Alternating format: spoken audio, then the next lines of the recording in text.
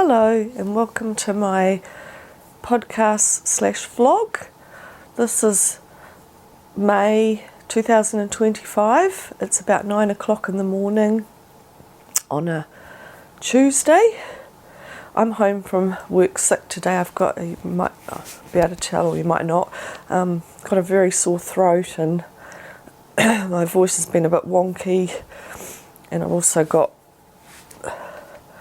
running nose and things, so I've caught a cold, which is not surprising at the moment because we're having up and down weather. We're having cold mornings and nights, but then it's been getting quite warm, up to 18-20 degrees for our autumn, so it's really unusual weather for this time of year. Down south there's a lot of snow, but we seem to be still getting quite warm temperatures up here. So in Nelson, I'm at the top of the South Island in New Zealand, so we're actually still getting quite warm weather. So today's going to be a fairly short vlog slash podcast because I don't have a lot of vlogging done this month. It's been a fairly busy month.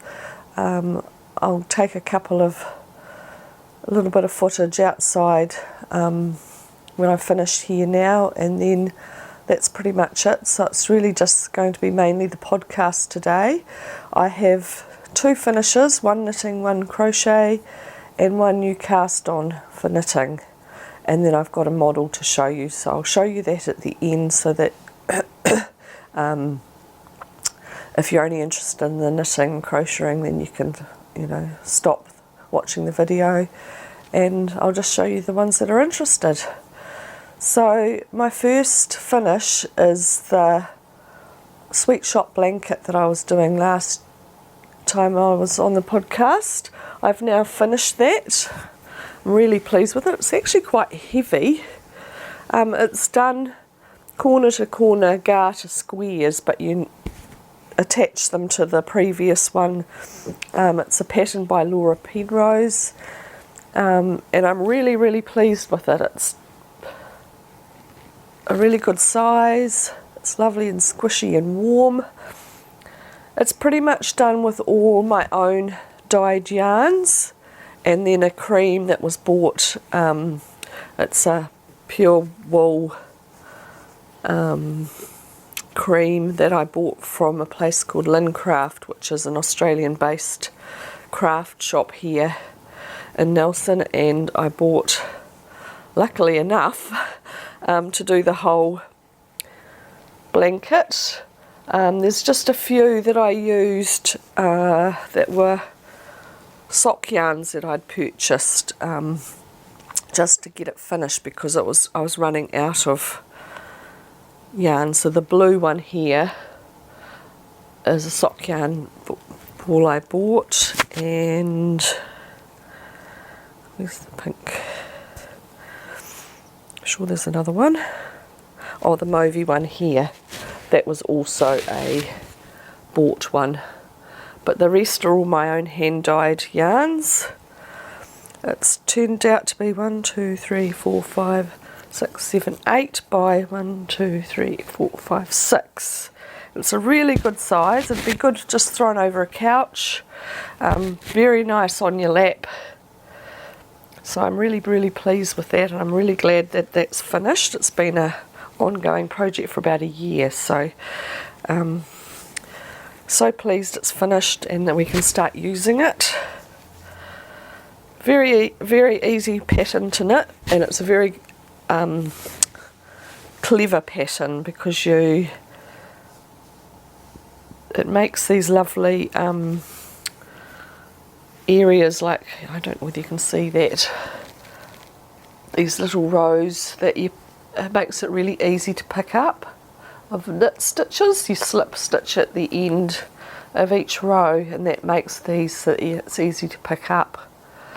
So yeah, very clever pattern, really enjoyable to do. I've just sort of worked at it bit by bit, and so now it's finished.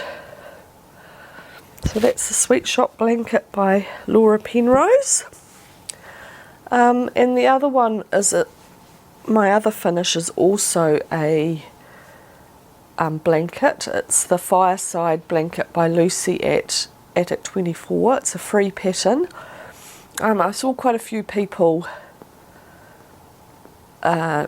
crocheting this over the last sort of 6 months-ish, and thought, oh, well, that looks really good. My husband feels the cold in the evenings, and he was using a blanket that I'd made, which is this very pretty pink. Oh, it's inside out. Let's get it in the right way.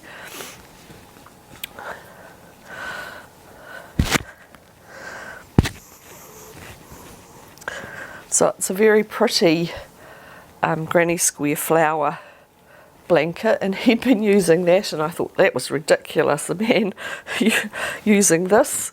So I thought I'd set to and make him one that's more masculine, more his kind of colours that he can use for himself. So I ended up picking on this Fireside Blanket, and this is it.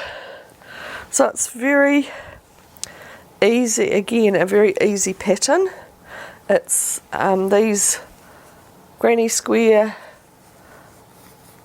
with a bigger one in the centre, and I've got 1, 2, 3, 4, 5, 6, 7, 8, 9, 10, 12 of them, of the bigger ones. And I've just picked a colour palette. I had some, it's acrylic, a DK acrylic, and I had some colours. I had the yellow, I think I had the darker blue, where is the darker blue? This darker blue. I didn't have very much of it. And I think I had this fawny, taupey sort of colour, this one here. But then and I had this light green. But then I went in and I bought the dark red, I bought the pale blue, I bought a pink, I bought the mustard and a darker brown, and the cream. And so I think I had 10 colours altogether. The pattern says she uses a lot more, and so I did find when I came to do all the squares that I'd have trouble. I tried not to get colours side by side, but in some cases I have, you know, like there's mustard in that one and mustard in this one. I just had to because I didn't have enough colours, but I didn't want to go out and buy an excessive lot of yarn. I just wanted a colour palette that was going to be different than what I had here already for my husband. And I think it's turned out really well. Even though it's got pink in it, I think the pink was needed just to lift it a little, because otherwise it was just looking all a bit dull. And the brighter red has really lifted it too, I think. I've ended up with the balls that I bought were, I think they were 100-gram balls, and I've ended up using around about half of each of the balls, so I've got quite a bit left still, and I'm not sure what I'm going to do with that, but the colours I did have, I've ended up using pretty much all of them. So the blue I ran out sort of the pattern says to do 9 3x3 of the big squares, but I ended up doing an extra big one and a small one added on to it because my husband's really tall, he's 6'1", so he wanted it to go the full length of him, so I ended up doing one extra panel. And she had a really wide border on hers. I've only done 1, 2, 3, 4 surround border rows, and they're just the granny triples, or triples if you're UK, doubles if you're US terms. And then she has a little scallop around the edge that she just finished it off, which I thought was rather sweet, so I've done that as well. And that is his Fireside Blanket, and I really love it, and he's absolutely chuffed with it. He used it last night. I only finished it yesterday, so he used it last night and was sitting there very proudly with it on his lap. So yes, he really likes it, and I'm really happy with the end result of that. Certainly not my normal colours that I would do, but I'm glad I could do it for him, and he's really chuffed with it, so all good. And then the last thing I've got to show you in the way of knitting and crocheting is a new cast on. And I've had the pattern for a while, and I'd just been waiting to get the yarn, and our shop Spotlight, that's also an Australian based company, craft shop, but it's also homewares and things as well, had a sale on for the yarns, and I'd done my vest. I don't know whether you remember a few podcasts ago I'd finished that, and it was a wool alpaca mix, very simple vest in a teal colour with cables down the very middle, and I did sort of smaller cables down both sides where the join would be, because I'd knitted it in the round, and I've really enjoyed wearing that. Unfortunately though, I've got to be careful what I put underneath it, because I do find around the neckline it's a bit scratchy. It's a round neck. I'll put a link to the podcast that I showed the finished result of it. I wore it to work the first time last week. It's really good for in between temperatures, like when you don't actually need a full jersey on, but you just need a little bit of more warmth around your sort of core. It was really good, and I wore it to work, and everybody commented on it. Everybody really liked it. They said they would love one, and that they'd use it as a uniform if I knitted everybody one. And I thought, 22 people, I don't think so. I'm not going to go there. But yeah, I got lots of compliments with it, so I thought, well, I'll do another vest, because they are really useful. And I'd had this pattern. It's called From Yarnspirations, which is, I don't remember what the wool company is, but it's, I think it might be Red Heart, their website. And I found it when I was looking for the pattern for the vest, back when I was looking at doing that one. And it's called a long cabled vest. I think I'm going to do the cables again. I've been toying whether I'll just do it plain, but it does look rather nice with the cables, and it's a long line with buttons up and quite a deep V. And I thought that would be really useful for popping over t-shirts and blouses and things for work. And I decided to make it quite neutral, so I've picked a grey. It's kind of a slightly tweedy looking grey, and it's as I said, from Spotlight, and it's their Four Seasons DK acrylic. I thought acrylic would be less scratchy and also wash and dry really quickly, so I've gone for that because I just think it's more practical for work through the winter. So it's 100% acrylic. There's 100 grams. I've bought 5, and I'm hoping it's going to be enough. The pattern says that it was done on 6mm needles, and I started off doing 6mm. I did where is it? I started knitting, casting it on, but I thought it just looked really bulky and really not that nicer fabric, so I've ended up going down a size. So I'm going to do it with 4 and 5mm needles. I think the only time you use the smaller needle is the button band. So it's supposed to be done on 6mm. I'm doing it on 5mm, but I'm thinking, because of its size, I've only started knitting it yesterday, and I've got only a little bit done. think that's okay as far as the fabric goes, but I'm toying with the idea that I might go up because of the cheapy needle set that I got, interchangeable needle set I've got, has got a 5.5, and I thought when I go to stocking stitch I might actually go up to that size to just make sure that it's going to fit me okay. It goes around me, and I'm doing it the front and the backs all together.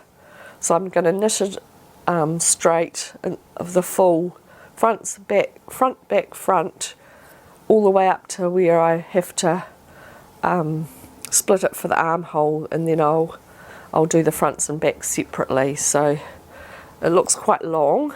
There's 237 stitches or something on it, so it takes a wee while to do a full row, but that way I don't have to seam it when I come to put it together. I'll just have to seam in well, I won't have to seam it, I'll have to seam it on the shoulders and then do the armholes, etc. Yeah, I'm quite happy with how that's looking.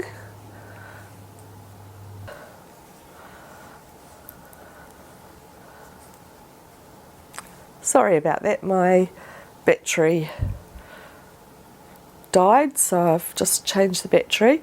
So yes, I'm okay with how that's looking, and it's got quite a deep 4-inch rib, and then you change into stocking stitch and do just a panel of cables up each of the fronts, so that shouldn't be too hard, and it should happen quite quickly. So next month I'll show you the progress I've been doing on that, but it should be a very wearable garment. I'm looking forward to having it in my wardrobe. It should be great, it should go with most things, and yeah, be a very versatile garment. So that's pretty much all I've got in the way of my knitting and crocheting this month. We seem to have been out a lot this month with helping out with my grandson, and we've had various different things. We've gone to a show, we went out another evening, and it's been bits and pieces that we've been doing that's been taking away from my knitting time. And I've also been carrying on having a bit of carpal tunnel strain, especially in this hand. For some reason I get it more in this hand, and I think I do more when I'm knitting. I kind of, and crocheting, I'm kind of manoeuvring the garment with this hand all the time, so I think, I don't know whether it's a bad habit I've got into or whatever, but it's very pins and needly by, you know, after I've been knitting or crocheting for a while, so I'm having to have breaks all the time, and that isn't very productive, of course, so, but it's necessary, so I've got to make sure that I rest it and not do too much all at once. So even though it's this time of year when it's cold in the evenings, I just want to sit and knit, I've got to kind of pace myself, so hopefully if I do that I'll be able to carry on knitting. So that's all the knitting and crocheting, and now I'll just show you my model that I've been working on. I've finished the little garden potting shed, so if you're interested, stay watching. Otherwise, thanks for popping by, and I appreciate all you watching. Please subscribe if you haven't already. Everybody's welcome, and give me a thumbs up just so that YouTube know that you've enjoyed the video, if you have enjoyed the video, and we'll see you next month.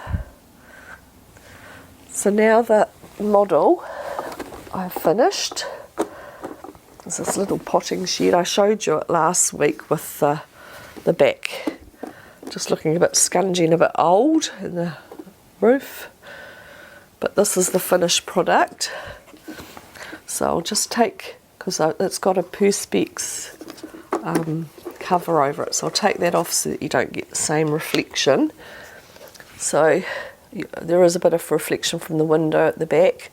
So there's a little workbench that's got some newspaper, a little tray of seedlings. I've planted out one seedling in a pot, and I've got a pot ready for the next one. And there's a half bag of potting mix with a trowel in it. So if I'm working at doing that. And then I've got a sort of workbench where I've got some plants. I've got a strawberry plant and I've got some bulbs just shooting through. There's a little pot of flowers at the end there. Down the bottom here is my attempt at a lavender plant. I've made just about all the furniture, the window, all the walls and things I've made myself, all the pots, that little... at the end there, the little ladder sort of shelf has got some miniature cactuses on it, and then some pots, and there's a couple of bins in the back underneath the workbench that have got potting mix and some other bits and pieces that you'd have in your garden shed. So yeah, I've made everything. There's a little vine wreath with flowers on just above that. So I've made everything bar the tools that are in the corner there, sort of leaning up. The two little trowels, there's one in the potting mix and there's one in the ladder shelf there. And then a pair of scissors that is on the workbench there with a ball of string. So I bought the scissors, but everything else in it is handmade. The little, okay, I'll take some photos so you can see more closely. And I showed you last week some individual pieces that I'd made for it.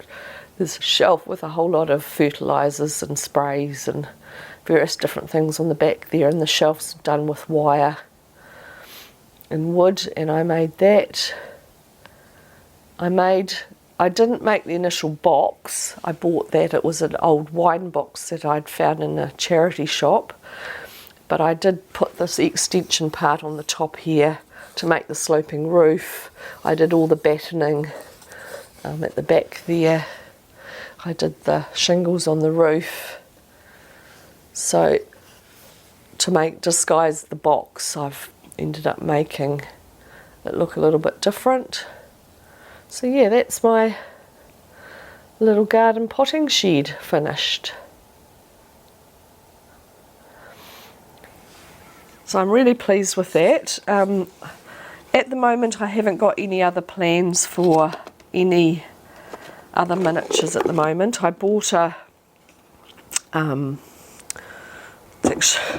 turned out to be rather horrible, but I bought a doll's house that I thought I was going to make over and just make a little bit better. It's an old Barbie doll's house that's got no furniture in it, and it was all really ghastly sort of printed rooms with windows and wallpapers and things, and it just looked awful. So all faded, and it had obviously been played with by a little girl at some stage and then been stuck in a shed somewhere, so it was definitely not looking its best. And I'm going to paint it all over and kind of upscale it a little bit so it looks a little bit better, and then making furniture for it. So I've made a bed and I'm doing some 3D printing for this one so that it stands up to kiddies playing with it, and I'm going to